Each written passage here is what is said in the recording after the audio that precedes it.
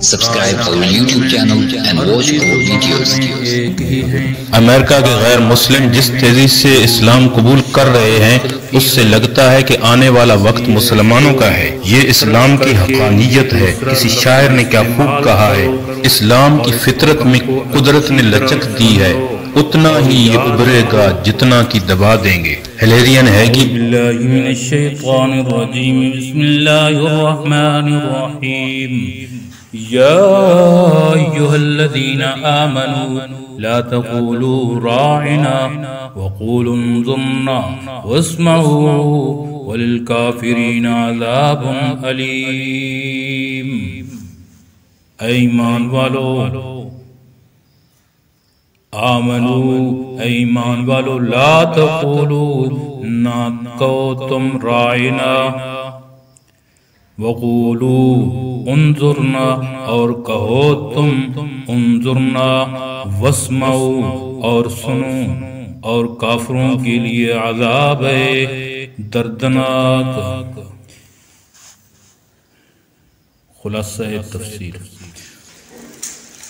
بعض یہودیوں نے ایک شرارت ایجاد کی کہ جناب نبی کریم صلی اللہ علیہ وسلم کے حضور میں آ کر لفظ راعنا سے آپ کو مخاطب کرتے، جس کے معنی ان کی عبرانی زبان میں ایک بد دعا کی ہیں اور وہ اسی نیت سے کہتے تھے، مگر عربی زبان میں اس کے معنی ہماری مصلحت کی رعایت فرمائیے کی ہیں۔ اس لیے عربی دان اس شرارت کو نہ سمجھ سکے۔ اس اچھے معنی کے قصد سے بعض مسلمان بھی آپ صلی اللہ علیہ وسلم کو اس کلمہ سے مخاطب کرنے لگے۔ اس سے ان شریروں کو گنجائش ملی، آپس میں بیٹھ کر ہنستے تھے کہ اب تک تو ہم ان کو خفیہ ہی برا کہتے تھے، اب اعلانیہ کہنے کی تدبیر ایسی ہاتھ آ گئی ہے کہ مسلمان بھی اس میں شریک ہو گئے۔ حق تعالی شانہ نے اس گنجائش کے قطع کرنے کو مسلمانوں کو حکم دیا کہ اے ایمان والو، تم لفظ راعنا مت کہا کرو اور اس کی جگہ لفظ انظرنا کہہ دیا کرو، کیونکہ اس لفظ کے معنی اور راعنا کے معنی عربی زبان میں ایک ہی ہیں۔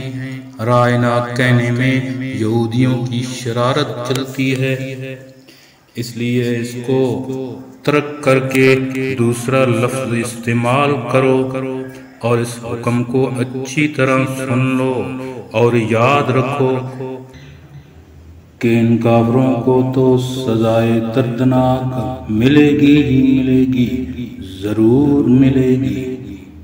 جو پیغمبر صلی اللہ علیہ وسلم کی شان میں ایسی گستاخی اور وہ بھی چلاکی کے ساتھ کرتے ہیں۔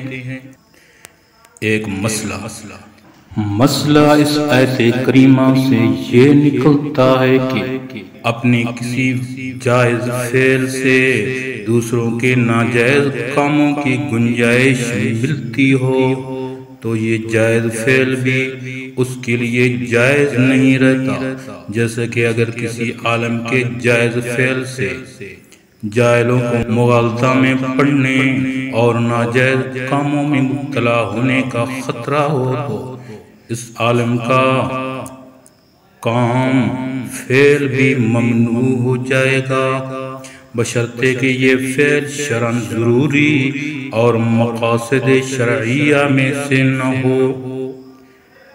اس کی مثالیں قرآن و حدیث میں بہت ہیں۔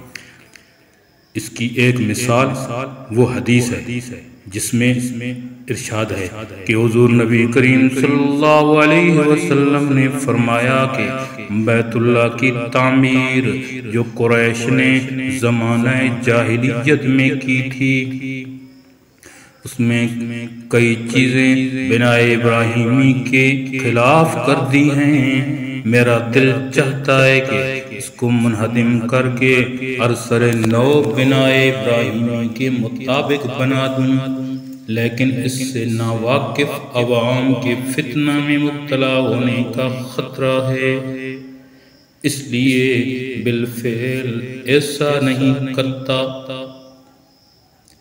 ایسے احکام کو اصول فقہ کی اصطلاح میں سد ذرائع سے تعبیر کیا جاتا ہے، جو سبھی فقہا کے نزدیک معتبر ہے، خصوصاً حضرات حنابلہ اس کا زیادہ اہتمام کرتے ہیں۔ قرطبی۔ اللہ رب العزت عمل کی توفیق عطا فرمائے۔ وما علینا الا امید ہے دوستو ویڈیو پسند آئی ہوگی، ویڈیو کو لائک کیجئے، ویڈیو پر کمنٹ کیجئے، شیئر کیجئے اس کو، اور اگر چینل پر نئے ہیں تو سبسکرائب کر لیجئے تاکہ اسی طرح کی ویڈیوز آپ تک پہنچتی رہیں۔ شکریہ، جزاکم اللہ، السلام علیکم ورحمۃ اللہ۔